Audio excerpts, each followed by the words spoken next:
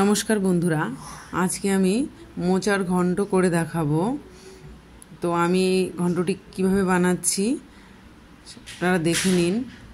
আর থাকছে কিছু ট্রিক্স, কিভাবে মোচা কাটলে পরে মোচাটা কালো হবে না। আর এই রান্নাটিতে আমি খুব কম উপকরণ ব্যবহার করেছি। চলুন দেখে নেওয়া যাক আমি কিভাবে এই রান্নাটি করছি। তো আমি এখানে নিয়েছি একটি মিডিয়াম সাইজের মোচা। তো মোচাটাকে আমি এভাবে ছাড়িয়ে নেব। প্রথমের যে অংশটুকু সেটি আমি নিব না,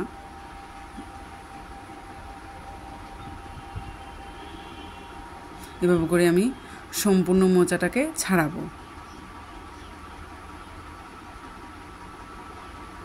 মোচাটাকে ছাড়ানো হয়ে গেছে। এখন এই মোচার মধ্যে যে একটা শক্ত অংশ থাকে লাঠির মতো, সেটাকে এভাবে করে এরকম করে আমি বের করে নেব, এটাতে ছাড়িয়ে নেব। একটু সময় সাপেক্ষ, মোচা রান্না করতে একটু সময় লাগে। তো এভাবে করে দেখুন আমি সবগুলি মোচা এখানে ছাড়িয়ে নিয়েছি। আর এই যে বাকি অংশটুকু এই যে আমি এখানে রেখে দিয়েছি, এটাকেও আমি পরে কেটে নেব। একটা পাত্রে আমি হলুদ দিয়ে একটু জল নিয়েছি।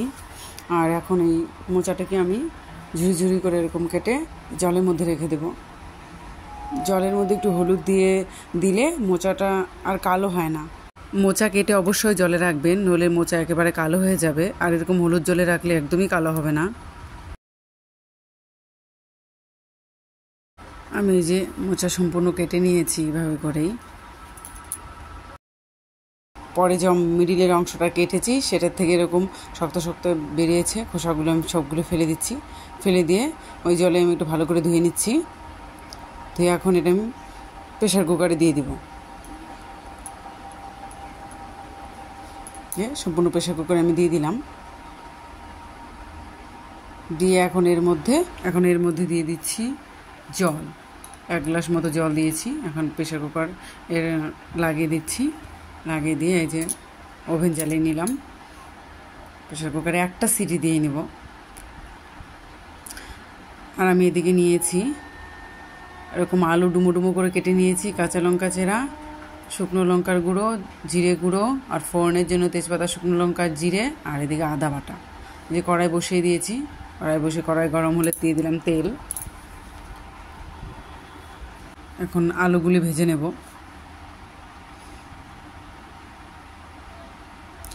অল্প পরিমাণে লবণ দিয়ে দিচ্ছি আর একটু হলুদ।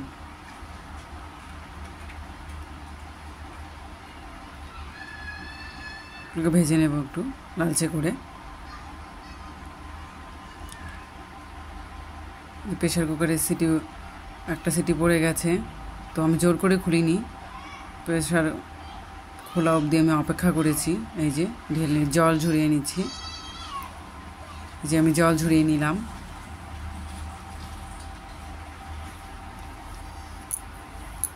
দেখুন মোচাটা কালো হয়নি, আলু ভাজা হয়ে গেছে।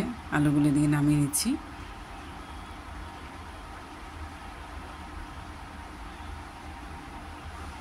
এখন আর অল্প একটু তেল দিয়ে দিলাম।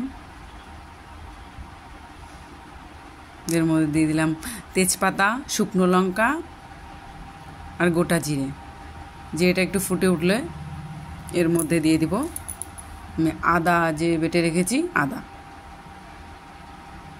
আদাটা দিয়ে একটু নিয়ে নিচ্ছি। আদা তেলে দিলে খুব ছিটকায়। আমি যে হলুদ দিয়ে দিচ্ছি, হলুদ দিলে পরে একটু কম ছিটকায়।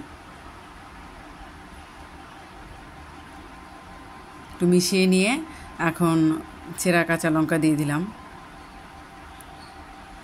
দিয়ে দিচ্ছি শুকনো লঙ্কা গুঁড়ো আর জিরে গুঁড়ো। দিয়ে এটা মশলাটাকে একটু কষিয়ে নিব। দিয়ে দিচ্ছি লবণটাও দিয়ে দিলাম।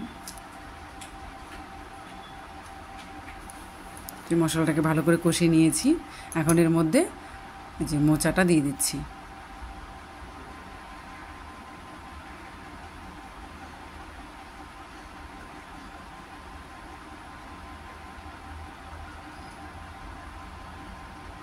মোচাটাকে এরকম আমি এই যে মিশিয়ে নিচ্ছি ভালোভাবে।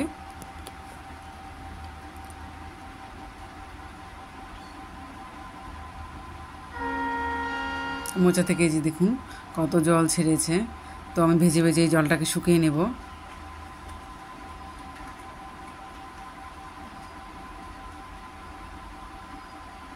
এখন এই যে ভেজে রাখা আলুগুলি দিয়ে দিলাম, জলটা অনেকটা শুকিয়ে নিয়েছি।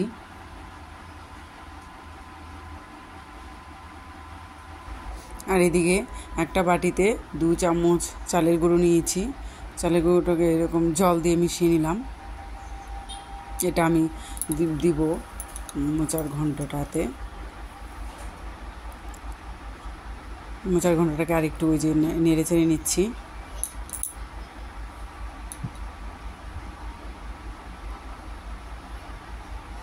একদম জলটা শুকিয়ে নিয়েছি, ভালোভাবে ভেজে নিয়েছি। এখন এর মধ্যে আমি যে চালের গুঁড়োটা গুলিয়ে রেখেছিলাম সেটা দিয়ে দিচ্ছি। এটা দেওয়াতে কী হবে, মাখো মাখো একটা ভাব হবে, খেতেও খুব ভালো লাগবে। যে এটা দিয়ে ভালো করে মিশিয়ে নিচ্ছি। আর এবার খুন্তি দিয়ে এরকম থেতো থেতো করে দিয়েছি একটু। এই যে প্রায় হয়ে এসছে, আর একটু নেড়ে চেড়ে আমি নামিয়ে নেব। এই যে তৈরি হয়ে গেল ঘন্ট। তো এই রান্নাটি আপনারা এইভাবে করে খেয়ে দেখবেন। আর রান্নাটি ভালো লাগলে চ্যানেলটিকে সাবস্ক্রাইব করে পাশে থাকার অনুরোধ রইল। ধন্যবাদ।